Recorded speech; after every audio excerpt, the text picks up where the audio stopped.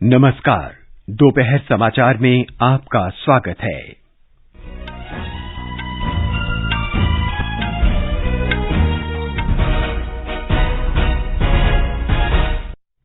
कर्नाटक में कल होने वाले विधानसभा चुनाव के स्वतंत्र और निष्पक्ष मतदान की सभी तैयारियां पूरी। विदेश मंत्री डॉक्टर एस जयशंकर ने आज नई दिल्ली में इजराइल के विदेश मंत्री एली कोहेन के साथ द्विपक्षीय वार्ता की। मध्य प्रदेश के खरगोन में बस दुर्घटना में 22 लोगों की मौत। राष्ट्रपति और प्रधानमंत्री ने घटना पर दुख व्यक्त किया। गृहमंत्री अमित शाह आज कोलकाता में नोबेल पुरस्कार से सम्मानित रविन्द्रनाथ टैगोर की जयंती समारोह में शामिल हुए और ताशकंद में आज पुरुष विश्व मुक्केबाजी चैंपियनशिप में 4 भारतीय मुक्केबाज प्री क्वार्टर फाइनल मुकाबले खेलेंगे। दोपहर समाचार के साथ मैं नवीन सक्सेना। कर्नाटक में विधानसभा चुनाव के लिए कल मतदान होगा। कल सुबह 7 बजे से शुरू हुआ मतदान शाम 6 बजे तक चलेगा। राज्य की 224 विधानसभा सीटों पर 2615 प्रत्याशी मैदान में हैं। भारतीय जनता पार्टी ने सभी 224 सीटों पर अपने प्रत्याशी उतारे हैं, जबकि कांग्रेस 223 और जनता दल सेक्युलर 209 सीटों पर चुनाव लड़ रही है। आम आदमी पार्टी ने भी 209 सीटों पर अपने प्रत्याशी खड़े किए हैं। हमारे संवाददाता ने बताया कि निर्वाचन आयोग ने राज्य में स्वतंत्र और निष्पक्ष चुनाव के व्यापक प्रबंध किए हैं। चुनाव आयोग ने सकुशल मतदान संपन्न कराने के लिए राज्य में 58,545 मतदान केंद्र बनाए हैं। आयोग अधिक से अधिक मतदाताओं को मतदान केंद्रों तक लाने के लिए हर संभव प्रयास कर रहा है। राज्य में कुल 2,258 आदर्श मतदान केंद्र बनाए गए हैं। मतदाताओं को आकर्षित करने के लिए थीम आधारित पोलिंग बूथ भी बनाए गए हैं। चुनाव आयोग ने मतदान केंद्रों पर पुरुषों और महिलाओं के लिए अलग अलग शौचालय, पीने का पानी, पंखे, रैंप, पार्किंग जैसी सभी न्यूनतम सुविधाओं की व्यवस्था की है। मतदान के लिए आने वाले दिव्यांगजनों की सुविधा के लिए भी मतदान केंद्रों पर विशेष प्रबंध किए गए हैं। सुधींद्रा के साथ आकाशवाणी समाचार के लिए बेंगलुरु से मैं आदित्य शुक्ला। मैसूर पेंट्स और वार्निश कंपनी देश में चुनाव के लिए अमिट स्याही बनाने वाली एकमात्र कंपनी है। इस कंपनी ने कल होने वाले कर्नाटक विधानसभा चुनाव के लिए बेंगलुरु के मुख्य निर्वाचन कार्यालय को अमिट स्याही की आपूर्ति की है। कंपनी के महाप्रबंधक सी हारा कुमार ने चुनाव की विशेष स्याही की आपूर्ति को लेकर कहा कि इस स्याही ने कई दशकों से अपनी विश्वसनीयता को बनाए रखा है। This company has been supplying this unique product since 1962 general elections and also exporting this into third world countries and wherever the democracy process is in existence. For the 2023 assembly elections in Karnataka, the company has already supplied 1,30,000 bottles of 10 ml each indelibly to the Chief Electoral Officer of Karnataka. Bengaluru metro rail ने कल मतदान के दिन नम्मा metro train संचालन का समय बढ़ा दिया है।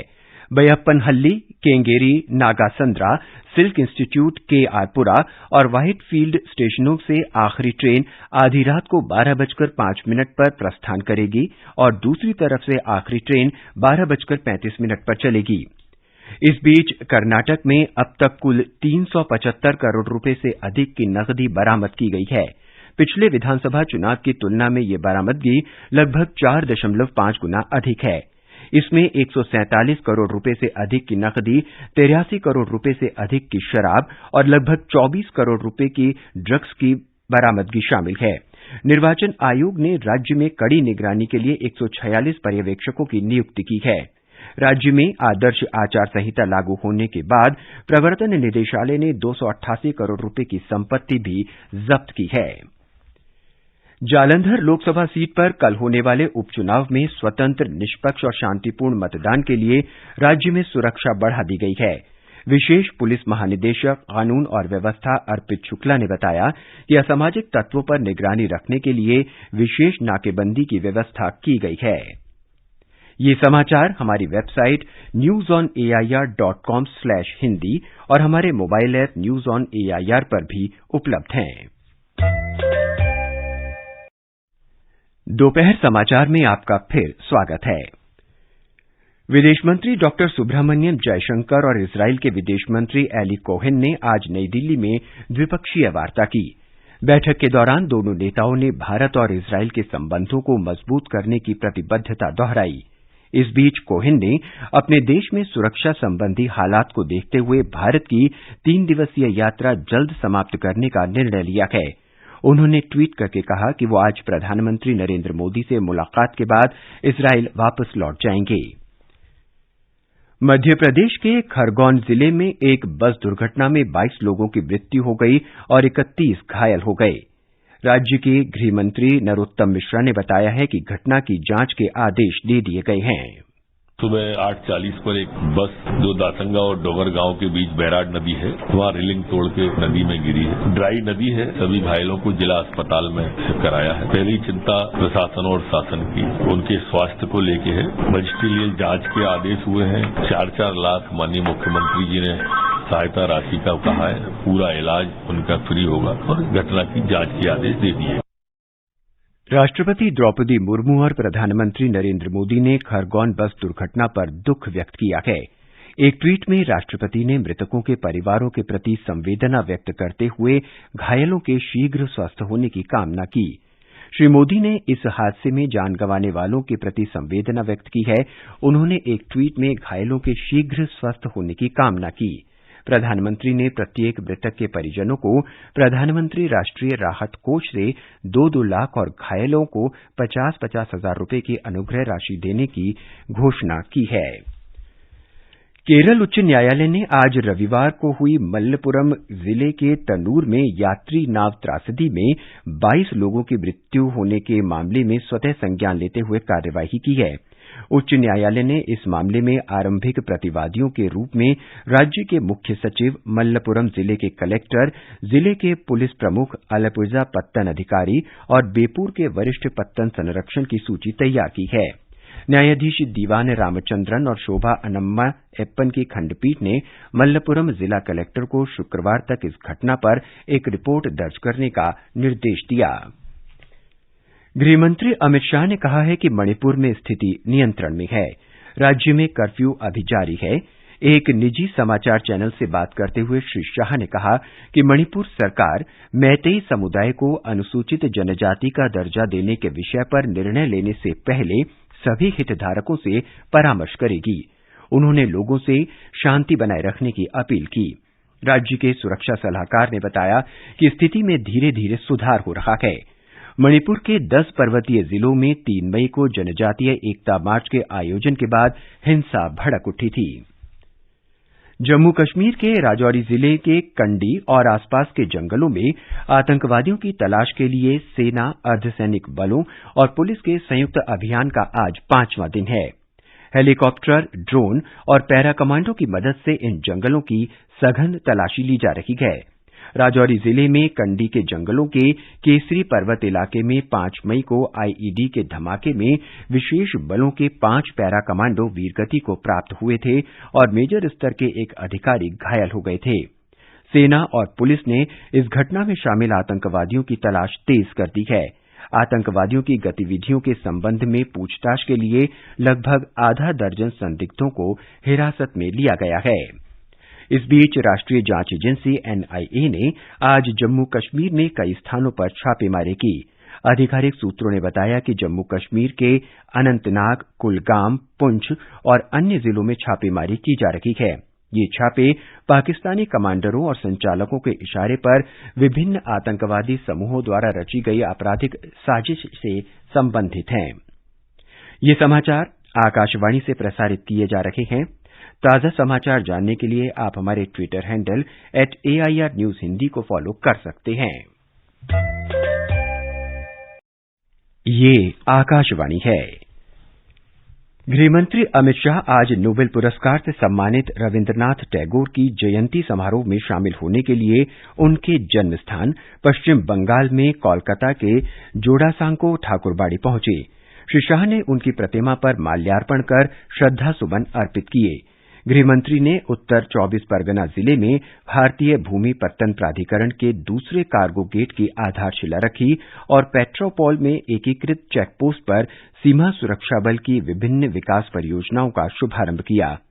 इस अवसर पर श्री शाह ने कहा, आज यहाँ पर लैंड पोर्ट अथॉरिटी और बीएसएफ की कई सारी योजनाओं का शुभारंभ और भूमि पूजन हुआ है लैंड पोर्ट अथॉरिटी हमारी सहयोगी सीमा पर न केवल भारत के अर्थतंत्र को गति देने वाली संस्था है, इसके साथ साथ भारत के मैत्री के संदेश का राजदूत भी लैंड पोर्ट अथॉरिटी है। हमारी 15,000 किलोमीटर लंबी भूमि सीमा और दक्षिण एशिया के सारे देशों के साथ हमारे सांस्कृतिक संबंध, राजद्वारी संबंध और व्यापारी संबंध को आगे बढ़ाने के लिए लैंड पोर्ट अथॉरिटी एक बहुत बड़ी संस्था है। अमित शाह आज ल्यूमिनरीज ऑफ बंगाल नाम की फिल्म रिलीज करेंगे। वो कोलकाता की साइंस सिटी में विभिन्न परियोजनाओं का उद्घाटन भी करेंगे। शाम को वो साइंस सिटी ऑडिटोरियम में रविन्द्रनाथ टैगोर की जयंती समारोह में भाग लेंगे। प्रधानमंत्री सुरक्षा बीमा योजना, प्रधानमंत्री जीवन ज्योति बीमा योजना और अटल पेंशन योजना ने आज 8 वर्ष पूरे कर लिए हैं। ये योजनाएं लोगों को सस्ते बीमा कवच और सामाजिक सुरक्षा देने में महत्वपूर्ण भूमिका निभा रही हैं। इन तीनों योजनाओं का शुभारंभ पश्चिम बंगाल के कोलकाता में 2015 में आज ही के दिन प्रधानमंत्री नरेंद्र मोदी ने किया था। एक रिपोर्ट।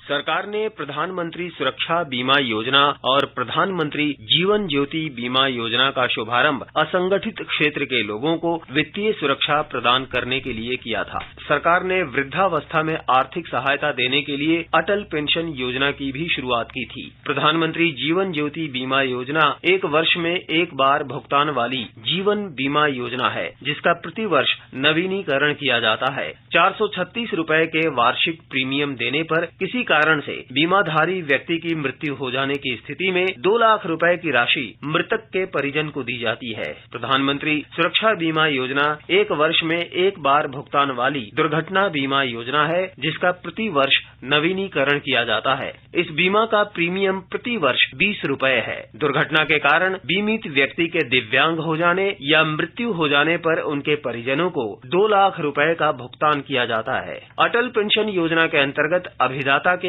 योगदान के आधार पर उन्हें 60 वर्ष की आयु के बाद 1,000 से लेकर 5,000 रुपए की मासिक पेंशन दी जाएगी। उज्बेकिस्तान के ताशकंद में पुरुष विश्व मुक्केबाजी चैंपियनशिप में आज भारत के 4 खिलाड़ी प्री क्वार्टर फाइनल मुकाबले खेलेंगे। 54 किलोग्राम वर्ग में सचिन सिवाच का मुकाबला शीर्ष वरीयता प्राप्त कजाकिस्तान के महमूद सैफरी खान से होगा। 51 किलोग्राम में दीपक, 71 किलोग्राम में निशांत देव और 67 किलोग्राम में आकाश सांगवान अपने अपने मुकाबले खेलेंगे। दीपक का मुकाबला चीन के जियामाओ झांग, जबकि निशांत की भिड़ंत फिलिस्तीन के निदार फुकाहा से होगी। आकाश सांगवान कजाकिस्तान के दौलत बेकबाउ के साथ खेलेंगे। प्रतियोगिता में 107 देशों के ओलंपिक पदक विजेताओं सहित 538 मुक्केबाज हिस्सा ले रहे हैं। प्रतियोगिता की शुरुआत इस महीने की 1 तारीख से हुई और ये 14 मई तक चलेगी। बांग्लादेश मौसम विभाग ने अपने विशेष चक्रवात बुलेटिन में कहा है कि दक्षिण पूर्वी बंगाल की खाड़ी और उससे सटे दक्षिण अंडमान सागर में बना निम्न दबाव इसी क्षेत्र में आगे बढ़ रहा है और इसके तीव्र होने की संभावना है। इस बीच भारतीय मौसम विभाग ने कहा है कि निम्न दबाव का क्षेत्र आज शाम तक गहरे दबाव में बदल सकता है और कल तक ये दक्षिण पूर्वी बंगाल की खाड़ी तथा उससे सटे मध्य पूर्वी क्षेत्रों में चक्रवाती तूफान में बदल सकता है। 11 मई के बाद ये तूफान धीरे धीरे मुड़कर उत्तर और पूर्वोत्तर में बांग्लादेश म्यांमार तट की ओर बढ़ सकता है। केंद्रीय मंत्री नितिन गडकरी ने आज मुंबई में सर्वोदय फाउंडेशन की ओर से आयोजित एक कार्यक्रम का उद्घाटन किया। प्रसिद्ध गायिका अनुराधा पौडवाल के नेतृत्व में फाउंडेशन की ओर से की गई ध्वनि का उपहार नाम की इस पहल के अंतर्गत सरकारी स्कूलों में पढ़ने वाले बधिर बच्चों को श्रवण यंत्र वितरित किए जा रहे हैं। अंत में मुख्य समाचार एक बार फिर। कर्नाटक में कल होने वाले विधानसभा चुनाव के स्वतंत्र और निष्पक्ष मतदान की सभी तैयारियां पूरी। विदेश मंत्री डॉक्टर एस जयशंकर ने आज नई दिल्ली में इजरायल के विदेश मंत्री एली कोहेन के साथ द्विपक्षीय वार्ता की।